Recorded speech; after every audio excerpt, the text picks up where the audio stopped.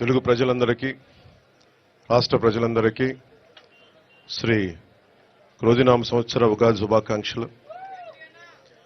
ఈ ఉగాది సంవత్సరాన మనందరం క్షేమంగా ఉండాలి. ముఖ్యంగా రైతు క్షేమంగా ఉండాలి. యువతకు ఉపాధి అవకాశాలు రావాలి.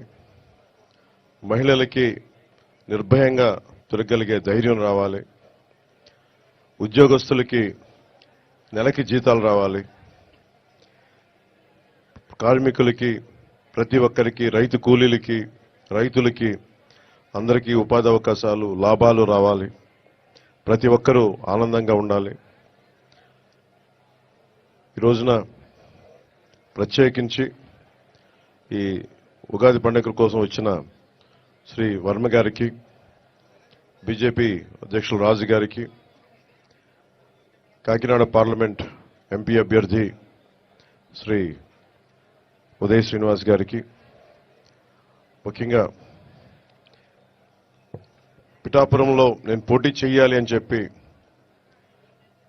ఒక 2 సంవత్సరాల ముందు ఆయన ఆకాంక్షను వెలబుచ్చి ఓడూరి నాగేశ్వరరావు గారి దంపతులకి ప్రత్యేకించి హృదయపూర్వక ధన్యవాదాలు.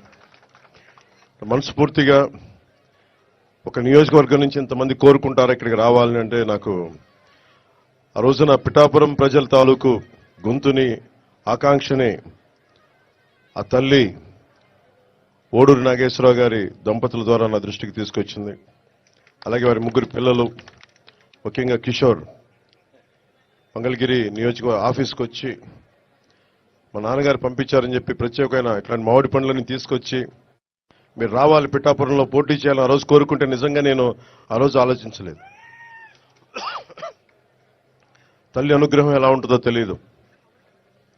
పురోహితిక అమ్మవారు దయతోటి, దీవెనలతోటి, ఇక్కడికి శ్రీపాద శ్రీవల్లభుడి దీవెనలతోటి, బంగారు పాపమ్మ దీవెనలతోటి ఈ రోజున ఇక్కడ మీ అందరి ముందు ఉన్నాం. సర్వమతాలు, సర్వ కులాలు, సర్వ ప్రాంతాల్లో ఉండే ప్రజలందరూ క్షేమంగా ఉండాలి. మనస్ఫూర్తిగా అందరూ బాగుండాలని కోరుకుంటూ ఈ క్రోధినామ సంవత్సరంలో మన కూటమి ప్రభుత్వాన్ని స్థాపిస్తున్నాం. విజయ కేతనం ఎగరవేస్తున్నాం. అది పిఠాపురం నుంచి మొదలు పెడుతున్నాం ఈరోజు. సో మనస్ఫూర్తిగా మీ అందరికీ ఇక్కడికి వచ్చిన అందరికీ కూడా, మా జనసేన నాయకులకి, తెలుగుదేశం నాయకులకి, భారతీయ జనతా పార్టీ నాయకులకి, ముఖ్యంగా మద్దతుదారులందరికీ ప్రత్యేకించి పేరు పేరున అందరికీ మరోమారు శుభాకాంక్షలు తెలియజేసుకుంటూ సెలవు తీసుకున్నాను.